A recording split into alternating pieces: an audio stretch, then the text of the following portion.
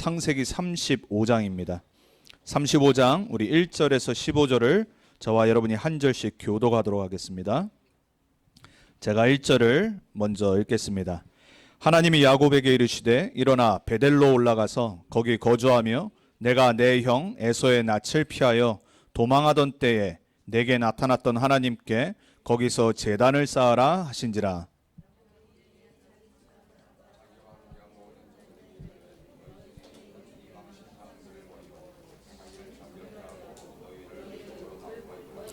우리가 일어나 베델로 올라가자. 내 환난 날에 내게 응답하시며 내가 가는 길에서 나와 함께 하신 하나님께 내가 거기서 제단을 쌓으려 하노라 하매.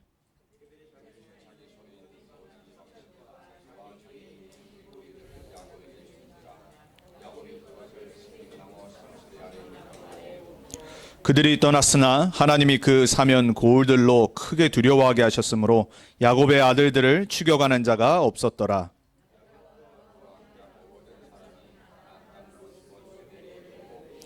그가 거기서 제단을 쌓고 그곳을 엘 베델이라 불렀으니 이는 그의 형의 낯을 피할 때에 하나님이 거기서 그에게 나타나셨음이더라.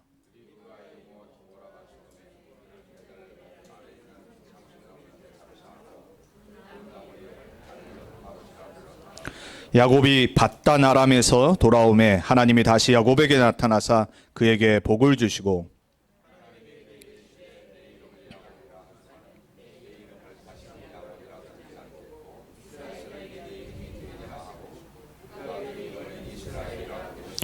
하나님이 그에게 이르시되 나는 전능한 하나님이라 생육하며 번성하라.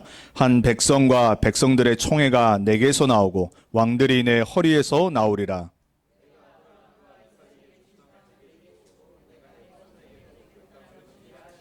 하나님이 그와 말씀하시던 곳에서 그를 떠나 올라가시는지라.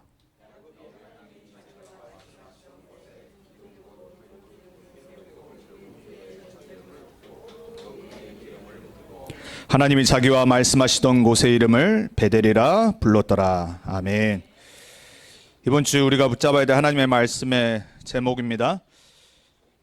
나의 베델로 돌아가자입니다. 우리가 지금 야곱의 인생의 여정을 통해서 우리의 언약의 여정을 함께 지금 보고 있습니다.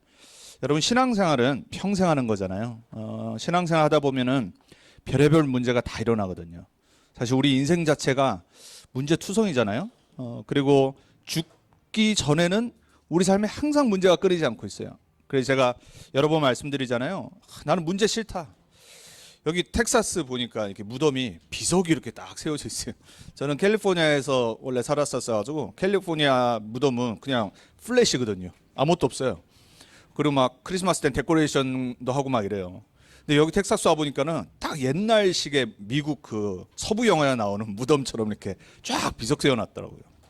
저희 동네에도 하나 있어요. 그래서 제가 지나갈 때마다 내가 만약 과연 텍사스에서 평생 살고 하면은 혹시 여기 묻힐 수도 있겠다 이런 생각이 들 때가 있거든요.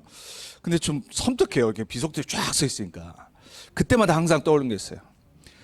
역시 저긴 조용하지. 문제 없습니다. 그래서 문제를 싫다. 나는 문제 없이 살았으면 좋겠다. 빨리 기도하시면 돼요. 하나님 불러가 주옵소서. 그렇죠? 그 말은 우리는 가장 이 땅에 정상적인 하나님의 자녀의 삶을 사는 것은 문제 속에 답을 찾는 거예요. 오늘 이 언약의 여정을 가는데 이제 시간이 지났잖아요. 야곱에게 이제 형하고도 다 화해를 했어요. 그렇게 겁먹어가지고 천사와 씨름하다가 이스라엘이라는 이름까지 받고, 그렇죠? 내가 하나님을 보았고, 그래서 분이엘이라고 그 지역의 이름까지 바꾼 그 체험을 하고도 이제 문제가 또 터진 거예요. 아내가 둘이 있었잖아요. 남편분들 혹시 부러우십니까? 아내가 둘이 있잖아요. 이 첫째 이 아내인 레아의 자녀 중에 딸 디나라는 딸이 있었어요. 이 디나 딸이 어느 날 이제 가나안 땅에서 살고 있었는데 거기에 이제 히위 족속이 있었어요. 7족속 중에 히위 족속이 있는데 거기에 이제 하몰이라고 하는 이 제일 어떻게 보면 그곳을 세운 사람인데 그 아들인 세겜이 어느 날 디나를 봤는데 너무 예뻤나 봐요. 강간을 한 거예요. 그러니까 욕되게 했잖아요. 이게 이제 형들, 오빠들이죠. 이 12지파인데 다 어떻게 보면은 첩이 있고 또 첩에 또 다른 또 첩이 있고 다 엄마들이 다 다르잖아요. 근데도 어쨌거나 가족이니까 이 특히 남자들, 이 여동생을 갖고 있는 이 오빠들은 자기 여동생이 어디서 뭐 누가 욕을 하거나 뭐 다치게 하고 이러면 막 화나고 막 열받잖아요. 이 완전 열이 받은 겁니다. 그래서 이제 어떻게 하려고 했냐? 이 희위 족속을 다 죽이려고 마음에 작정을 한 거예요. 그런데 이제 강간하고 끝나지 않고 좋아했나 봐요. 그래서 이 세겜이라고 하는 사람이 결혼을 해달라고 승낙을 구하러 온 거예요. 요때가 기회다 싶어서 유대 백성들은 할례를 받아야지 유대인 자녀들이 되잖아요. 그래서 너희들이 성인이지만 너희는 할례 받지 못한 우상민족이기 때문에 우리랑 혼인을 하려면 할례 받아야 된다. 그래서 어린아이부터 남자 성인까지 싹 다 할례를 받게 한 거예요. 할례를 받으면 한동안 남자는 움직일 수가 없습니다. 그때를 딱 틈타서 이 형들이 가서 그 아들들을 다 죽여버린 거예요. 그러니까 이 일이 터진 겁니다. 이제 잘 살려고 새로운 곳에 가나안 땅, 약속의 땅을 바라보면서 왔는데 형하고도 문제 해결되고 삼촌하고도 다 해결됐는데 도망가야 될 또 신세가 된 거예요. 여러분 생각을 해보세요. 이 우상 민족들, 가나안 민족들은요, 이 잔인하기로 유명해요. 근데 이 희위 족속이 거의 남자들이 죽음을 당하니까 그 주위에 있는 사람들이 어떻게 했어요? 소문을 들었을 거 아니에요. 야곱이 겁을 먹은 겁니다. 근데 어떻게 할 수도 없고 그 상황 속에 오늘 창세기 35장 1절에 하나님이 야곱에게 말씀으로 나타나신 거예요. 근데 1절에 뭐라고 말씀하시죠? 야곱에게 딱 한 가지 말씀하십니다. 내가 너를 만났던 베델로 돌아가라. 그리고 거기 가서 제단을 쌓아라 그랬어요. 이게 인생의 해답입니다. 여러분이 평생 알고 있어야 될 인생의 해답은 뭐냐? 오늘 1절에 있습니다. 여러분 우리 삶에 문제 계속 옵니다. 교회는 뭐 말할 것도 없고요. 가족도 그렇고요. 우리 여기 자녀들 하나님 축복받길 우리가 기도하고 세계복음화의 렘넌트로 주역으로 쓰임받길 기도하지만 어떻게 보면 앞으로의 이 진짜 이 세상이 어떻게 바뀔지 모르는 우리 렘넌트들이 살아야 될 이 미래에 사실 우리가 이게 뭘 서포트를 다 해줄 수 있는 것도 아니고 어마어마한 문제 또 있을 거거든요. 근데 이 문제들이 올 때마다 하나님 자녀들은 다른 걸 붙잡으면 안 돼요. 오늘 1절의 언약을 붙잡고 나의 베델로 돌아가야 돼요. 여러분 평생 기억하시기 바랍니다. 사랑과의 갈등 왔다. 예배 회복하면 됩니다. 오늘 중간에 보니까는 여러분 그냥 지나갈 수도 있는데 아까 말씀드린 이 주위에 있었던 그 고을의 마을의 사람들이 아무것도 못했다고 기록이 딱 돼 있어요. 하나님이 두려움을 그들에게 줬어요. 그래서 베델로 도망가다시피 하는데 아무도 두려워서 야곱의 가족을 건드리지 못했다고 그래요. 여러분 예배가 아무것도 아닌 것 같잖아요. 기도가 아무것도 아닌 것 같거든요. 신자들이 제일 그렇게 생각하는 것 같아요. 그중에 목사님들이 제일 그렇게 생각하는 것 같고. 왜? 매주 드리니까. 그리고 매일 기도 수초하죠. 또 우리는요 훈련 많지요. 그러니까는 이게 아무것도 아니라고 생각을 해요. 그냥 종교적으로 기도하고 종교적으로 예배드리고 종교적으로 말씀 보고 우리 혹시 렘넌트들도 그냥 습관처럼 기도 수초하고 이럴 수 있거든요. 여러분이 정말로 하나님 사람이 맞다라면은 예배드리는 시간이 가장 소중하다는 걸 아셔야 돼요. 예배드릴 땐 세 가지 일어납니다. 먼저 하나님의 성령이 역사하셔요. 눈에 안 보이는 시 공간을 초월하시는 성령이 나와의 관계된 모든 현장에 역사하시기 시작해요. 예배 드리는데. 그리고 하나님의 천군과 천사가 파송돼요. 지난주에 말씀드렸죠. 다윗은 그거를 어려서부터 봤다고 그랬어요. 그래서 뭐라고 그랬어요? 하나님의 말씀을 듣는 너희 천군이여 그랬어요. 하나님의 말씀을 심부름하는 너희 천사들이여. 10대 때부터 목동일을 하면서 봤다니까요. 그래서 우리 렘넌트들이 가장 중요시 평생 언약으로 붙잡아야 되는 거, 그리고 우리 부모들이 전달해야 될 거, 예배. 예배 성공하는 렘넌트는 어디 있어도 괜찮아요. 어떤 문제가 교회에 일어나도 괜찮다니까요. 어떤 일이 내 삶에 터져도 붙잡을 게 있잖아요. 오늘 하나님이 다른 거 한 게 아니에요.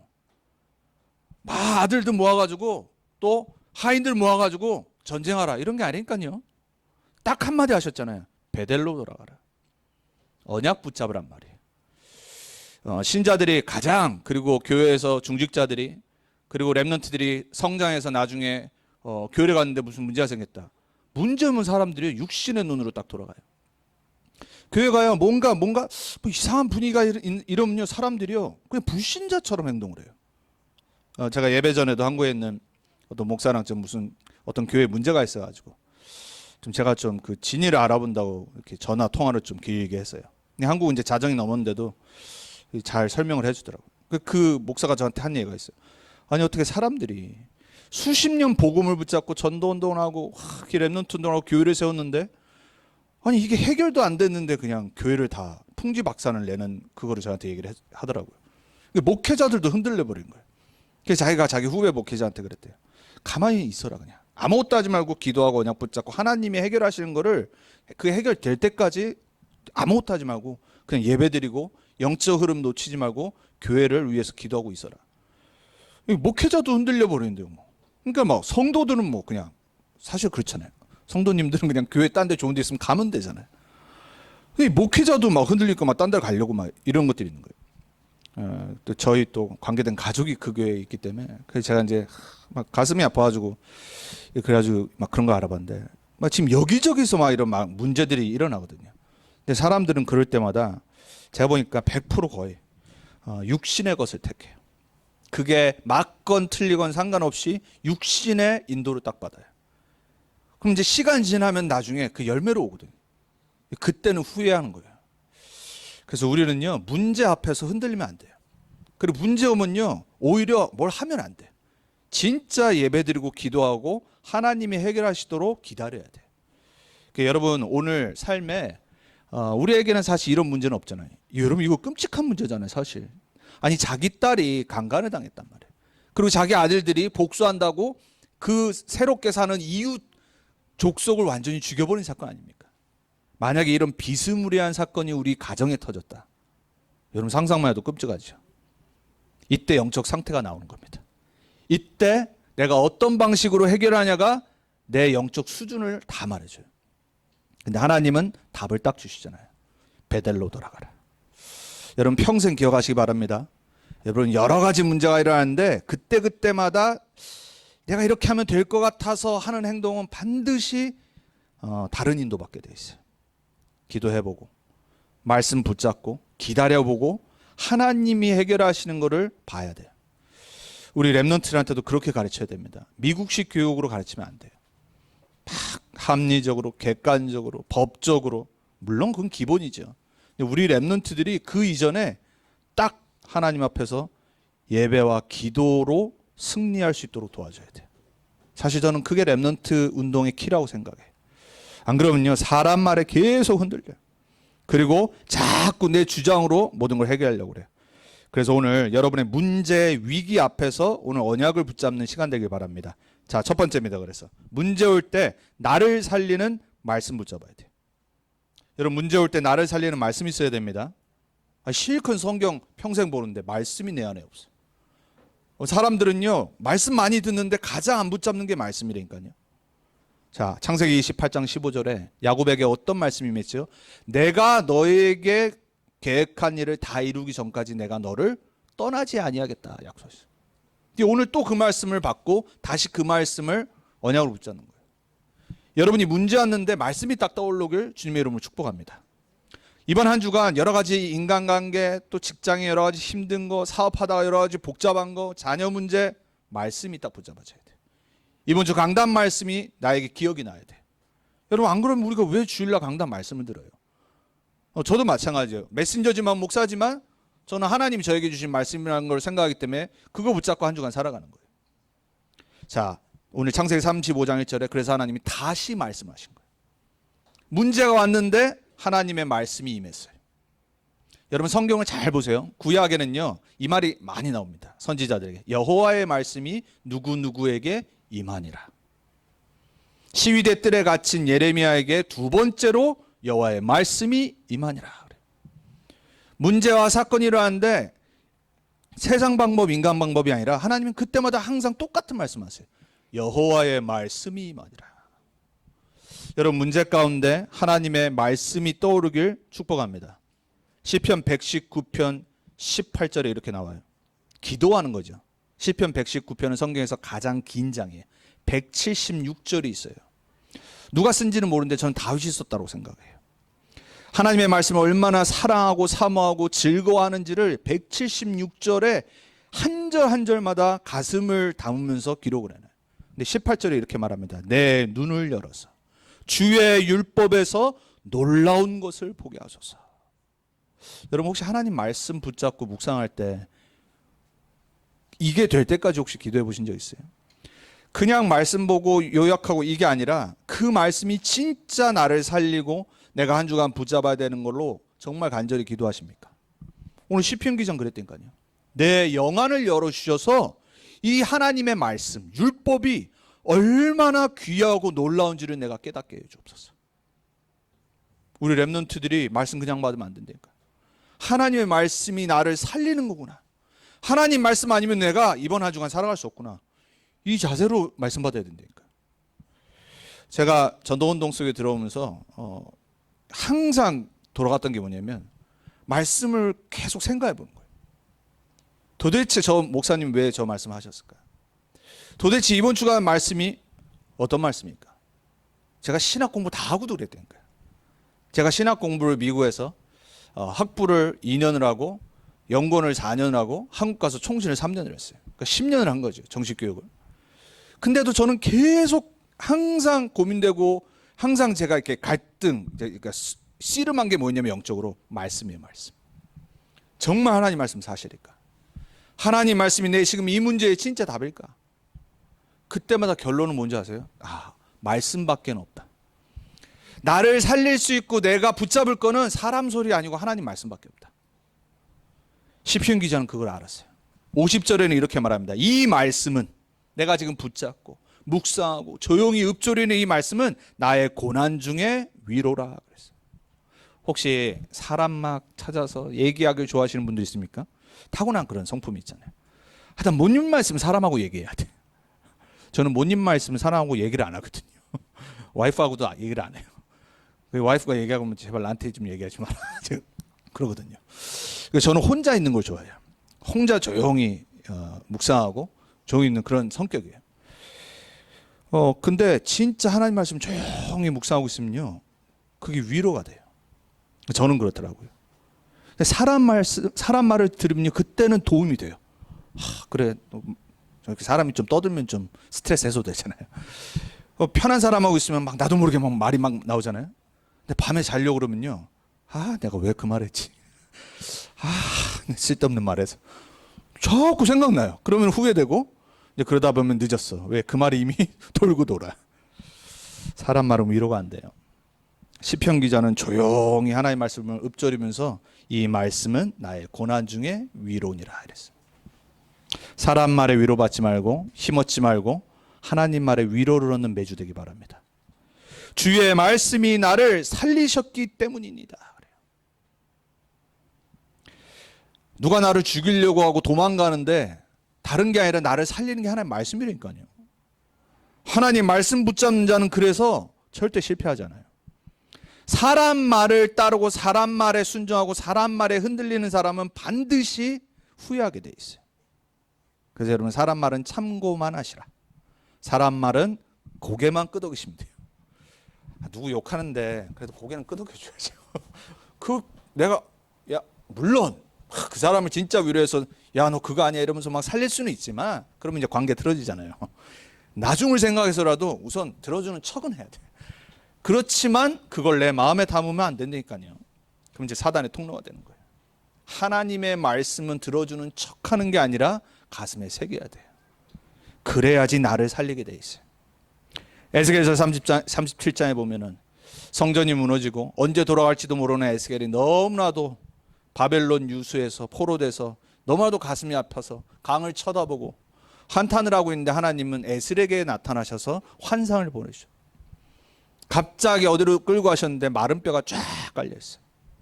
마른 뼈는 이스라엘의 영적 상태를 말하지. 황폐해지고 무너지고 드라이해지고 아무것도 없는 사막 같은 영적인 상태인 언약 백성인 이스라엘이 이렇다. 에스겔이 그걸 보면서 얼마나 가슴이 아프겠어요. 왜? 사실이니까. 근데 하나님은 한 말씀 하시죠. 이 마른 뼈들이 살겠느냐 그랬어요. 하나님은 질문을 잘하세요. 그죠?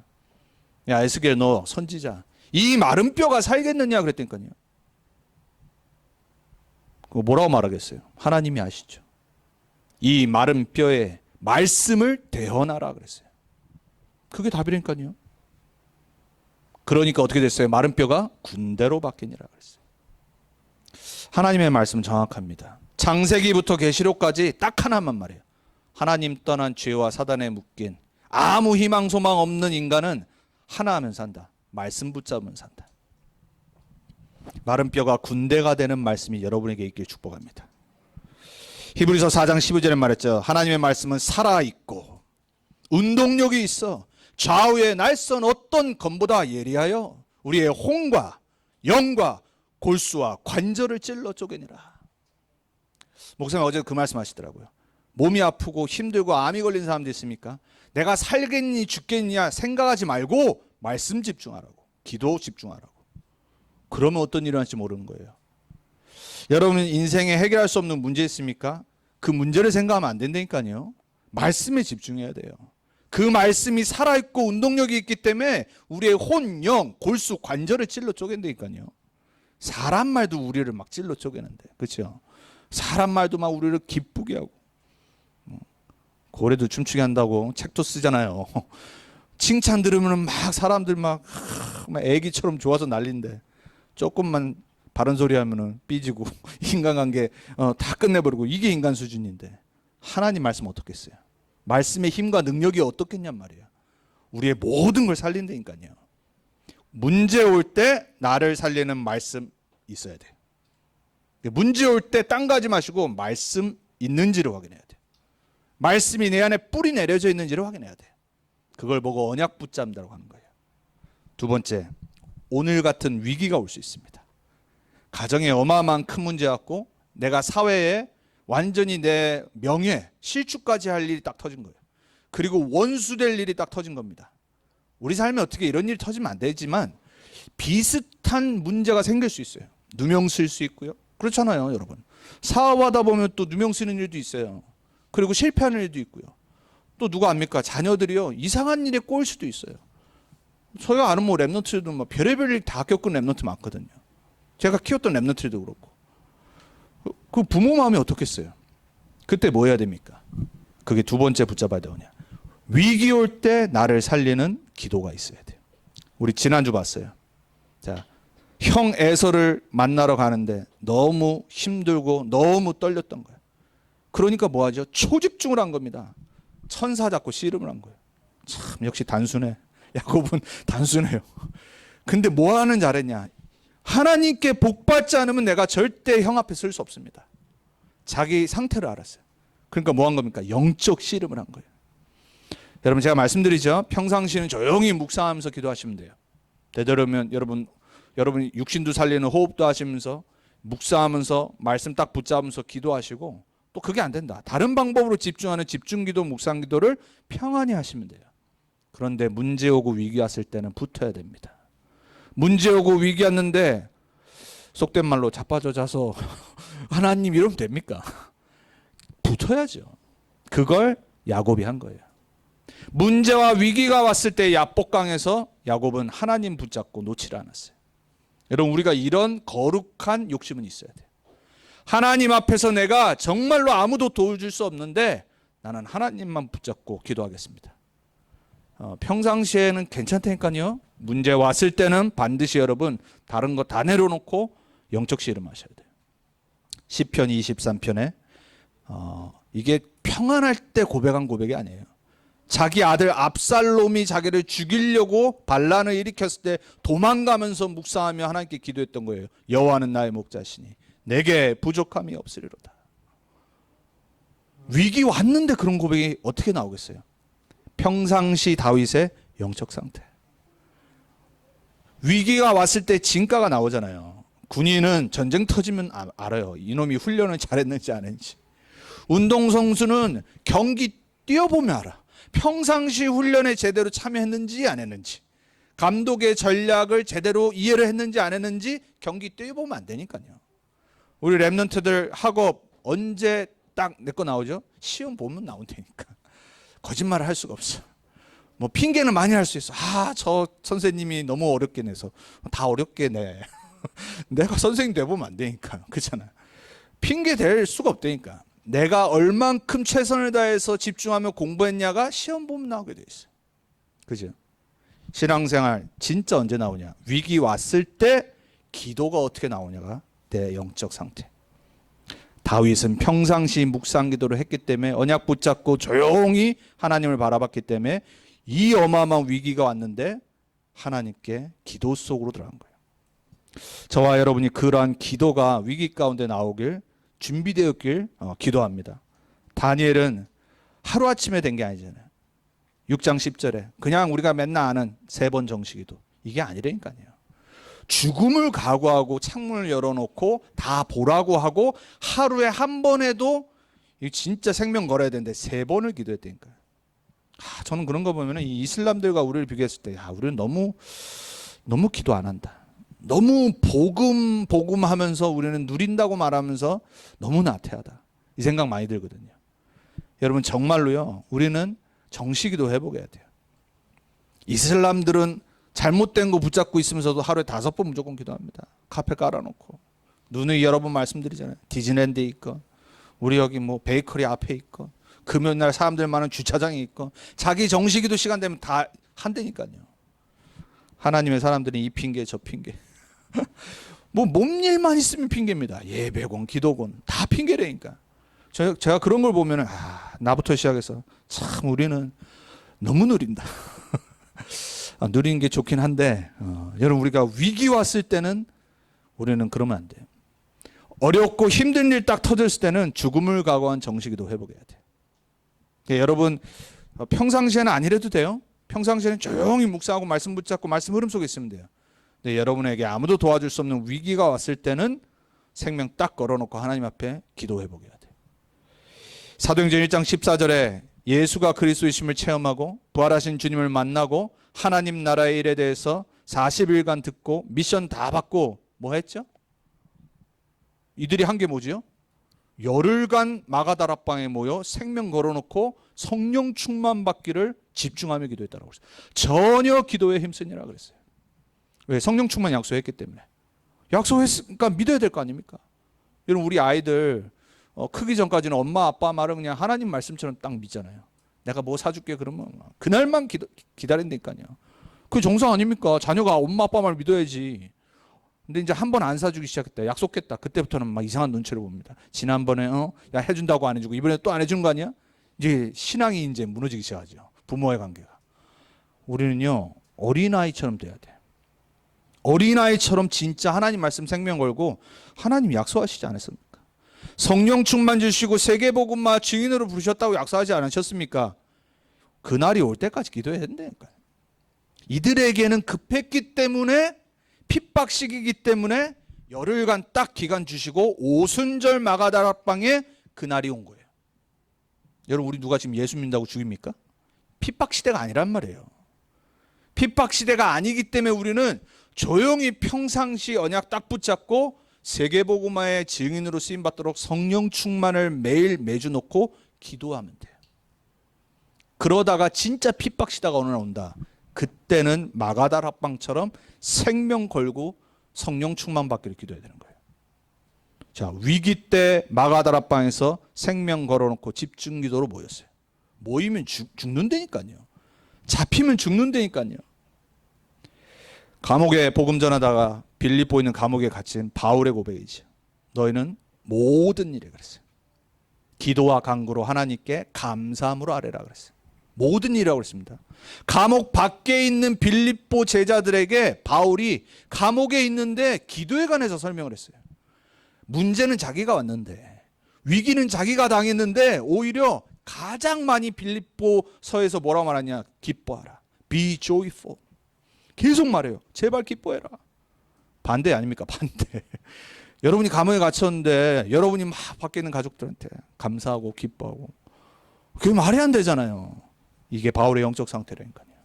위기 속에서 감사와 찬양의 기도를 하나님께 드렸다니까요. 우리가 그렇게 되길 정말 기도합니다. 여러분 우린 그런 제자 돼야 됩니다. 오히려 위기 문제 오면은 다른 사람을 걱정을 다 이렇게 안정시켜야 돼. 위기 문제면 막 난리치고 문제를 더 문제 만드는 사람들이 있어요. 문제 아닌데 더 문제를 만들어서 다른 사람까지 힘들게 해요. 그런 분 없기를 주님의 이름으로 축원드립니다. 위기와 문제가 오면요, 내가 피스메이커가 돼야 돼요. 조용히 보고 있다가 진짜 저 사람 도와줘야 되겠구나. 이게 맞을지 모르지만 내가 진짜로 예배와 기도가 회복되도록 도와줘야 되겠구나. 그런 사람 돼야 돼요. 그게 우리가 두 번째로 붙잡아야 될 위기 앞에서 위기를 이길 수 있는 기도. 여러분에게 그 기도가 있기를 축복합니다. 그래서 다시 한번 정식 기도부터, 그리고 집중 기도부터, 그리고 정말 문제가 있다, 말 못할 일이 있으면 붙어야 됩니다. 가장 중요한 거는 세 번째 붙잡아야 되느냐, 모든 문을 여는 예배. 오늘 내용이죠. 베델로 돌아가자. 우리가 한 번은 체험해야 되지 않겠습니까? 예배로 회복했는데 나의 모든 상태가 바뀌는 거. 저는 달라스 와서 그걸 체험했거든요. 문제 있을 때마다 저는 너무 감사해요. 그때는 힘들지만 문제 때문에 내 영적 상태가 회복된다니까요. 문제 있을 때 제가 인본주의 쓰는 목사라면 인본주의 쓰거든요. 근데 그때마다 저는 진짜 다 내려놓고 예배로 회복하거든요. 여러분 정말로요, 예배가 뭔지를 아셔야 돼요. 하나님이 우리에게 가장 기뻐하신 건 예배예요. 헌신 아닙니다. 봉사 아니에요. 우리 전도도 아니에요. 사실 하나님이 가장 기뻐하시고 기다리신 건 뭐냐, 하나님 바라보는 예배. 내 영적 상태가 하나님, 나는 해결할 수 없습니다. 내 인생의 주인은 그리스도밖에 없습니다. 그리스도를 바라보는 상태. 그게 안 됐는데 열심히 하면 됩니까? 그게 안 됐는데 전도가 되겠어요? 그게 안 됐는데 내가 복음을 전하겠어요? 내 상태가 회복돼야 돼. 모든 문은 언제 열리기 시작하냐? 예배를 회복할 때, 언약을 붙잡을 때, 그리스도 속으로 들어갈 때. 이게 창조 원리예요. 시편 43편 21절에는 이렇게 말합니다. 이 백성은 내가 나를 위하여 지었나니 나를 찬송하게 하려 함이니라. 창조 원리, 창조 원리. 여러분 한번 이번 주 잘 생각해보세요. 나는 왜 살까? 막 여러 가지 인생의 목적 많잖아요. 꿈이 있고 비전이 있고 아메리칸 드림이 있고, 또 그거를 또 우리 애들한테 막 못다 핀 꽃 한 송이 또 피우려고 다 막 세뇌시키고 막 무조건 성공해야 된다, 복음 엘리트 막. 여러분 근데 우리가 진짜 사는 이유가 뭘까요? 우리는 찬송하고 예배하는 존재예요. 그 보너스로 하나님이 육신의 복도 주시는 거예요. 왜냐? 다른 사람이 보고 알아야 되니까. 근데 진짜 목적은 뭐냐? 매주 우리가 까먹는 거. 예배라니까요. 이 백성을 왜 지으셨냐? 나를 찬송하려고 내가 지었다. 아니 지으신 분이 그렇게 말하는데, 근데 우리는 예배를 가장 소홀히 여겨요. 예배를 대충 여겨요. 기도를 대충 생각한다니까요. 말씀 그냥 매번 듣는 거니까. 이런 데니까요. 이번 주 여러분 예배를 회복하길 축복합니다. 오늘 창세기 35장 2절에 3절에 그 말씀을 듣고 바로 야곱이 뭐라고 그러죠? 가족을 다 부릅니다. 너희들이 갖고 있는 모든 우상을 내버리고 하나님이 나에게 나타나셔서 말씀을 주셨다. 우리는 이제 베델로 돌아간다. 그러고 나서 상태가 보인 겁니다. 그 전에 안 보였어요. 자녀들, 와이프, 우상 단지를 갖고 있는 게 보이기 시작한 거예요. 너희들이 가지고 있는 모든 우상을 내버려라, 이런 겁니다. 그 전에는 안 보였어요. 그리고 그 전엔 가만 놔뒀어. 이게 영적 상태니까요. 위기가, 문제가 예배를 회복하는 축복의 발판이 된 거라니까요. 베델로 돌아가자 그럽니다. 여러분 문제 왔을 때, 위기 왔을 때 문제 해결하려고 하지 마시고 베델로 딱 돌아가세요. 정말 여러분이 구원받은 그리스도, 나를 세계복음화의 증인으로 부르신 하나님의 언약, 이 속으로 같이 렘넌트들과 들어가야 돼요. 창세기 13장에 야곱의 조상이었던 아브라함이 뭐 했죠? 단을 쌓았더라. 조카 롯을 보내고 나서 제일 먼저 한 것, 단을 쌓았더라. 예배잖아요. 하나님 왜 자꾸 성경에 그런 걸 기록해 놓으셨을까요? 가장 중요하기 때문에. 이게 우리가 살아야 될 목적이기 때문에. 그때 이후에 모든 문이 열렸어요. 언약궤와 성전을 사모했던 다윗, 평생의 소원이었잖아요. 근데 못 지었어요. 그런데 다윗은 평상시 언약과 언약궤와 성전이 얼마나 중요한지를 알았어요. 그래서 그 언약을 솔로몬에게 전달하고 솔로몬을 통해 하나님 지으신 거예요. 왕이 된 게 중요한 게 아니라니까요. 나는 이렇게 잘 사는데 하나님의 언약궤는 저 바람 부는 텐트 안에 있구나. 그때 하나님이 그 마음을 보시고 다윗의 후손의 메시아의 언약을 굳건히 세우시죠. 사무엘상 7장에. 우리 자녀들 반드시 성공할 겁니다. 세계복음화 237 주역으로 설 겁니다. 그때 이상하게 변하면 안 돼요. 다윗처럼 가장 그때도 성공한 자리에서 예배가 최우선되도록 어려서부터 언약을 굳게 심어야 돼요. 예수님이 이거를 다 정리해서 요한복음 4장 24절에 사마리아 여인과 대화하시면서 말씀하시죠. 하나님은 여기서 예배드리고 이 우물에서 예배드리고 뭐 사마리아 땅에서 예배드리고 뭐 예루살렘 성전이 있는 데서 예배드리고 이곳저곳이 중요한 게 아니라 영과 진리로 예배하는 자를 찾으시니라 그랬어요. 하나님은 영이시니 예배하는 자는 영과 진리로 성령과 말씀으로 예배드리니라. 여러분에게 그 예배가 매일 회복되길 축복합니다. 그때 모든 문이 열리는 걸 한 번은 체험해야 돼요. 사도행전 2장에 초대교회가 어떻게 생겼죠? 성령 충만 받고 생명 걸어놓고 교회가 세워졌는데 사도의 가르침을 받아 말씀 갖고 뭐 했어요? 떡을 떼며 오로지 기도에 힘쓰고 집에 있든지 성전에 있든지 예수가 그리스도임을 쉬지 않고 전파하고 가르칩니다. 어떻게 시작했어요? 말씀으로. 여러분 오늘 말씀 간단합니다. 문제, 위기, 사건 속에 나를 살리는 말씀 딱 붙잡으세요. 그리고 위기 가운데 내가 살아나는 기도로 회복하셔야 돼요. 그리고 모든 문은 하나님이 여시기 때문에 그 예배의 시작이 뭐다? 예배. 그래서 결론입니다. 자, 야곱은 야곱의 베델을 찾았어요. 우리 지난주에 이어서 여러분의 베델은 어디 있습니까? 저는 구원받았을 때를 알거든요. 종교생활로 평생 살다가 20살 때 칼리지에서 이 복음을 듣고 제 인생이 바뀌고 불신자였던 저희 와이프를 다락방으로 데려와서 매주 월요일마다 말씀 듣게 하고 그러다가 어느 날 3년 동안 훈련받고 말씀 들으면서 아, 답이구나. 진짜 예수가 그리스도구나. 그 깨달은 날이 있거든요. 구원의 축복에 감사를 회복하셔야 돼요. 여러분 다른 거 다 내가 뭐가 안 되고 힘들고 어려운 일이 있어도요. 여러분 진짜 구원받았다라는 걸 알면요. 여러분 정말 하나님께 감사 나올 수밖에 없습니다. 억만 죄악 가운데 빠졌던 나를 하나님 떠나 우상 숭배할 수밖에 없었던 나를 영적 문제로 정신 문제로 망할 수밖에 없었던 나를 사단에서 속아서 하나님 말씀을 듣지도 않고 방해하고 살 수밖에 없었던 나를 나만을 위해서 살 수밖에 없었던 나를 영원한 지옥으로 갈 수밖에 없었던 나를 구원하신 그리스도 안에 있다는 걸 여러분이 진짜 묵상한다. 그 베델을 찾으셔야 돼요. 그 베델로 구원의 축복과 감사 속으로 이번 주도 다시 들어가셔야 돼요. 그게 바로 개인 예배예요. 개인 예배. 그거를 개인 예배에서 일주일 동안 월요일부터 토요일까지 하다가 오늘 주일날 함께 교회로 모이는 걸 보고 공예배. 그래서 개인 예배와 공예배 축복 속으로 나의 베델을 찾아 들어가시라. 그리고 마지막 제가 누누이 말씀드린 거 세계복음화의 축복의 훈련 속으로 들어가셔야 돼요. 말씀 흐름 놓치지 않는 남은 자 되셔야 돼요. 남은 자는 다른 사람 아닙니다.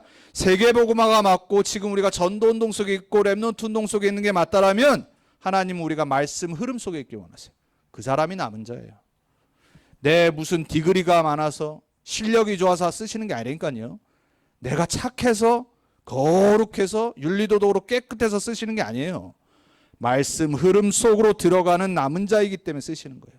조금 부족한데. 순례자는 어떤 순례자예요? 지금 오늘 본문의 말씀이에요. 기도를 아는 사람. 여러분은 세계복음화의 축복의 훈련 속으로 기도 속으로 들어가시면서 핑계대지 마시고 나의 훈련을 찾으셔야 돼요. 그 사람이 세계복음화의 정복자로 평생 쓰임받을 수 있어요. 그래서 26일까지 북미주 산업인대 등록 마감입니다. 이 말씀 드리려고 결론 얘기하는 겁니다. 그래서 제가 매번 훈련 있을 때마다 올리잖아요. 그리고 RCA 오늘 오전에 제가 올렸어요. 공문. 이번에는 월화수입니다. 땡스기빙 비대면이라서 가족과 처음으로 드리라고 우리가 스케줄을 바꿨습니다. 그래서 월화수로 딱 2번 합니다. 리더 1번 그리고 대회 1번. 영강으로 1, 2강 해서 말씀 받고 마지막 수요일 날은 다른 프로그램 줌으로 하고 렘넌트들 포럼하고 맞춰요. 렘넌트 나이트하고. 자, 여러분에게 부탁드리겠습니다. 가장 중요한 건 내 개인이 구원의 축복과 감사. 그 다음에는 그걸 붙잡고 개인 매주 매일 예배, 그리고 함께 공예배, 그리고 세계복음화의 훈련 속으로 들어가는, 이게 여러분이 나의 베델을 찾는 방법이에요. 이번 한 주간 여러분 문제 있습니까? 나를 살리는 말씀 찾기를 축복합니다. 위기 있습니까? 나를 살리는 기도로 회복하시고, 뭐가 답답하고 막힌 게 있습니까? 모든 문을 여는 예배로 회복하시기 바랍니다. 한 주간 여러분의 삶에 하나님이 말씀으로 역사하실 줄 믿습니다. 기도하겠습니다. 하나님 감사합니다. 우리에게 언약 주시고 말씀 주셔서 이번 한 주간도 야곱의 여정을 보면서 우리의 언약의 여정을 찾게 하시니 감사합니다. 하나님, 우리에게 문제 왔을 때 하나님이 나를 살리시는 말씀을 붙잡게 해 주옵소서. 위기 왔을 때 나를 살리는 기도를 회복하게 해 주옵소서. 문이 막히고 사방이 나를 둘러싸는 것 같은 상황이 있을 그런 상황이라면 모든 문을 여시는 하나님 앞에 단을 쌓는 예배를 회복하게 해 주옵소서. 이번 한 주간 말씀으로 역사하실 줄 믿습니다. 감사드리고 살아계신 우리 주 예수 그리스도 이름으로 기도합니다. 아멘.